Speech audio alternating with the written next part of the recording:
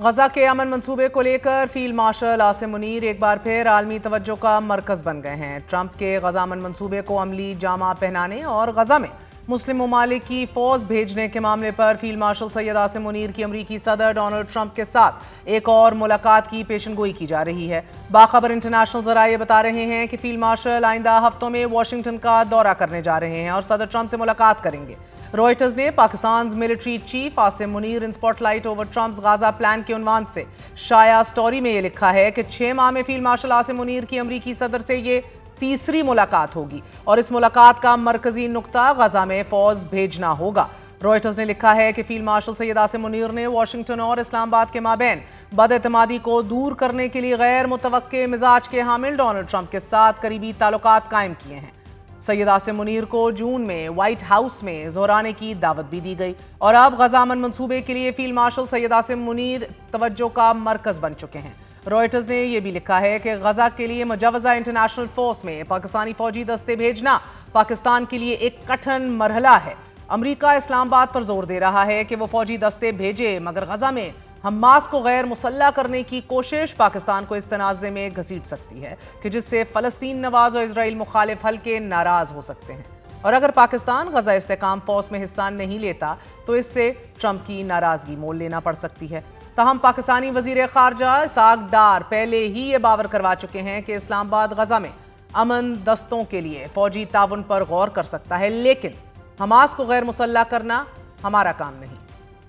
ہماری یہ انٹینشن ہے۔ یہ پہلی دفعہ پیچھے 2 اسٹیٹ سولوشن کی میٹنگ ریاض میں ہوئی اور یہ ایک نیا سوچا آیا کہ یہ جو انٹرنیشنل اسٹیبلائزیشن فورس ہے یہ حماس کو ڈس آرم کرے گی، ڈی ویپنائز کرے گی۔ We are not ready for that. یہ جو ہے وہ ہمارا کام نہیں ہے، یہ پیلسٹینین لا انفورسنگ ایجنسیز کا کام ہے۔ ہمارا کام پیس کیپنگ ہے، پیس انفورسمنٹ نہیں ہے۔ تو ہم اپنی فورس ضرور دینے کے لیے تیار ہیں۔ اصولی پرائم منسٹر صاحب نے فیلڈ مارشل صاحب سے مشورہ کر کے یہ اناؤنسمنٹ کی ہوئی ہے کہ ہم دیں گے۔ آج بھی غیر رسمی ملاقات میں نائب وزیر اعظم اور فورن منسٹر اسحاق ڈار صاحب نے یہی بات ہم سے دہرائی کہ غزہ کو انعام کرنا، ڈسارم کرنا بہرحال ہمارا کام نہیں۔ رائٹرز کے مطابق ناظرین، واشنگٹن میں قائم اٹلانٹک کونسل کے سینئر فیلو برائے جنوبی ایشیا مائیکل کوگلمن کا یہ کہنا ہے کہ پاکستان کے لیے فیصلہ کرنا اتنا آسان نہیں۔ رائٹرز نے تجزیہ کاروں کا حوالہ دیتے ہوئے یہ بھی لکھا ہے کہ پاکستان دنیا کا واحد ایٹمی اسلامی ملک ہے کہ جس کے پاس تجربہ کار فوج ہے اور اس نے 3 بار بھارت سے جنگ بھی لڑی ہے۔ پاکستان کو اندرون خانہ کئی علاقوں میں شدت پسندی کا سامنا ہے اور دہشت گردوں کے خلاف سخت لڑائی میں مصروف ہے، مگر غزہ میں فوج بھیجنے کے فیصلے سے اندرون ملک شدید رد عمل بھی سامنے آ سکتا ہے۔ مذہبی جماعتیں احتجاج کے لیے دوبارہ سڑکوں پر نکل سکتی ہیں اور سیاسی مخالف جماعتیں بھی اس معاملے کو ہوا دے سکتی ہیں۔ رائٹرز نے تجزیہ کاروں کا حوالہ دیتے ہوئے لکھا ہے کہ گزشتہ چند ہفتوں میں فیلڈ مارشل سید عاصم منیر کی انڈونیشیا، ملیشیا، سعودی عرب، ترکی، اردن، مصر اور قطر سمیت کئی ممالک کے فوجی اور سویلین رہنماؤں سے ملاقاتیں غالباً غزہ فوج پر مشاورت کا حصہ تھیں۔ غزہ میں فوج بھیجنے کا یہ معاملہ انتہائی حساس معاملہ ہے اور ابھی تک غزہ کے لیے استحکام فوج کے ضوابط کار اور مینڈیٹ بھی طے نہیں ہوا۔ انڈونیشیا کو بھی اس نقطے پر اعتراض ہے کہ حماس کو غیر مسلح کرنا ان کا کام نہیں، حالانکہ یہ انڈونیشیا ہی تھا کہ جس نے سب سے پہلے 20,000 فوجی غزہ بھیجنے کا اعلان کیا تھا، لیکن حماس کو غیر مسلح کرنے کی شرط نے انڈونیشیا کو بھی سوچنے پر مجبور کر دیا ہے۔ صدر ٹرمپ غزہ میں صرف اسلامی ممالک کی فوج بھیجنا چاہ رہے ہیں، جبکہ اس استحکام فوج میں یورپ، امریکہ یا کینیڈا جیسے کسی ملک کا کوئی فوجی دستہ شامل نہیں ہوگا۔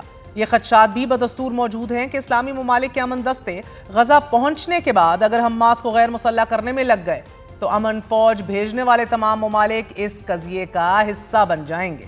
حماس کے بیرون ملک سربراہ خالد مشعل نے بڑے ہی دو ٹوک انداز میں دنیا کو یہ باور کروا دیا ہے کہ حماس کسی صورت ہتھیاروں سے دستبردار نہیں ہوگی۔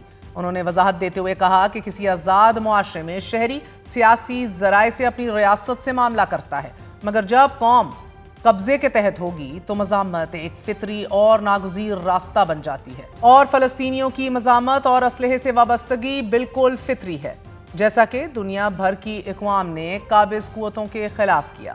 خالد مشعل نے واضح کیا ہے کہ ہم کسی سے ٹکراؤ نہیں چاہتے، لیکن طاقت کے زور پر اسلحہ چھینے جانے کو بھی ہرگز قبول نہیں کریں گے۔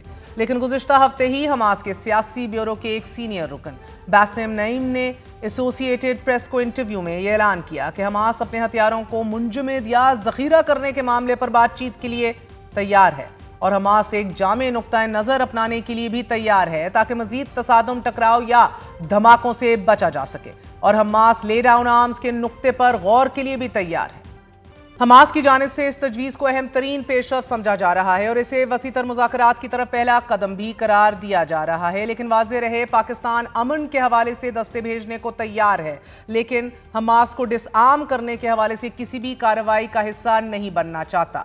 غزہ میں بین الاقوامی سیکیورٹی فورس کی تعیناتی، ٹیکنوکریٹک کمیٹی کی تشکیل، اسرائیلی فوج کا انخلاء اور حماس کو غزہ سے نکالنے جیسے اہم نکات پر بات چیت کو مذاکرات کا دوسرا مرحلہ قرار دیا جا رہا ہے۔ مگر جہاں ایک طرف صدر ڈونلڈ ٹرمپ غزہ امن منصوبے کو لے کر غزہ میں استحکام فورس کا قیام چاہتے ہیں، وہیں دوسری طرف اسرائیل مستقبل میں کسی بھی فلسطینی ریاست کے قیام کو ناممکن بنانے کے منصوبے پر زوروں سے عمل پیرا ہے۔ اس منصوبے کے تحت اسرائیل نے مقبوضہ جیروسلم میں 9000 گھروں کی تعمیر کا منصوبہ آگے بڑھانے کا فیصلہ کر لیا ہے، اور اس منصوبے کے تحت مشرقی جیروسلم میں ہوائی اڈے کی جگہ پر ایک غیر قانونی یہودی بستی قائم کرنے کا بھی فیصلہ کر لیا گیا ہے۔ 9000 رہائشی یونٹس بنائے جائیں گے اور اس منصوبے کی تکمیل سے فلسطینی علاقوں کو بھی ایک دوسرے سے کاٹ دیا جائے گا۔ یہ نئی یہودی بستی مغربی کنارے کے شہر رام اللہ سے لے کر شمال کے کفر عقب تک پھیلی ہوگی، اور اس میں کلندیا ریفیوجی کیمپ، الرام، بیت حنینہ اور ساتھ ہی بیر نبالہ بھی شامل ہوں گے۔ ناظرین، آج ہی اسرائیل کی district planning and building committee بھی اس منصوبے کو زیر بحث لا رہی ہے کہ جہاں یہ ذہن میں رکھیے اس منصوبے کے خد و خال کی منظوری دے دی جائے گی، وہیں یہ جاننا آپ کے لیے بہت ضروری ہے how dangerous this can be. یہ اسرائیل کا ایک تباہ کن منصوبہ ہے کہ جو اگر نافذ ہو گیا تو مشرقی جیروسلم کے فلسطینی علاقوں کو آپس میں جوڑنے کا کوئی امکان باقی نہیں رہے گا، اور عملی طور پر فلسطینی ریاست کے قیام کو ناممکن بنا دیا جائے گا۔ اس منصوبے کو عملی جامہ پہنانے کے لیے اسرائیلی فورسز علاقے میں گھروں کو مسمار کر رہی ہیں اور وسیع پیمانے پر گرفتاریوں کا سلسلہ بھی جاری ہے۔ ناظرین، آج بھی مشرقی جیروسلم کے شمال مغرب میں ایک قصبے کو مسمار کرنے کی کارروائی جاری ہے۔ رام اللہ کے گاؤں میں فلسطینی گاڑیوں کو آگ لگا دی گئی ہے اور مغربی کنارے اور نابلس میں متعدد فلسطینیوں کو گرفتار بھی کر لیا گیا ہے۔ غزہ کے حالات انتہائی خوفناک ہیں، جہاں ایک طرف بچی کچی زندگی سسک رہی ہے، وہیں فلسطینیوں کو جبری بے گھر کر کے قبضہ کیا جا رہا ہے، اور سیز فائر کے تمام تر انڈرسٹینڈنگ، ویسٹ بینک پر قبضہ نہ کرنے کی یقین دہانیاں تمام تر ختم ہو چکی ہیں عملی طور پر۔ آج ہی اسرائیل نے کینیڈین وفد کو بھی مغربی کنارے میں داخل ہونے سے روک دیا۔ اس وفد میں 6 اراکین پارلیمنٹ سمیت 30 افراد شامل تھے۔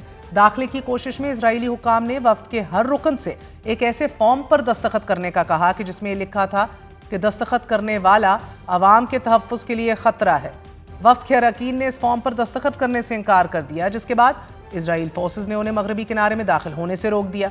حالات کی اس سنگینی میں گزشتہ 15 دنوں سے غزہ پر قہر آلود سردی نے ڈیرے ڈال رکھے ہیں۔ بارشوں اور طوفان نے غزہ میں سسکتی انسانیت کو ایک اور آزمائش میں مبتلا کر دیا ہے۔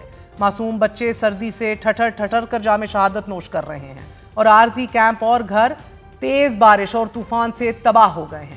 90% بے گھر افراد کے کیمپ اور مراکز زیر آب آ چکے ہیں، اور نومولود بچوں کے علاوہ 17 فلسطینی طوفانی بارشوں سے جاں بحق ہو گئے ہیں۔ Mind you, this is only the estimated اور شیئرڈ نمبر۔ باخبر ذرائع بتا رہے ہیں کہ غزہ کے قریباً 53,000 سے زائد بے گھر فلسطینیوں کے پاس ایز وی سپیک اس وقت کوئی جائے پناہ ہے ہی نہیں، اور یہ شدید سردی میں کھلے آسمان کے نیچے زندگی گزار رہے ہیں۔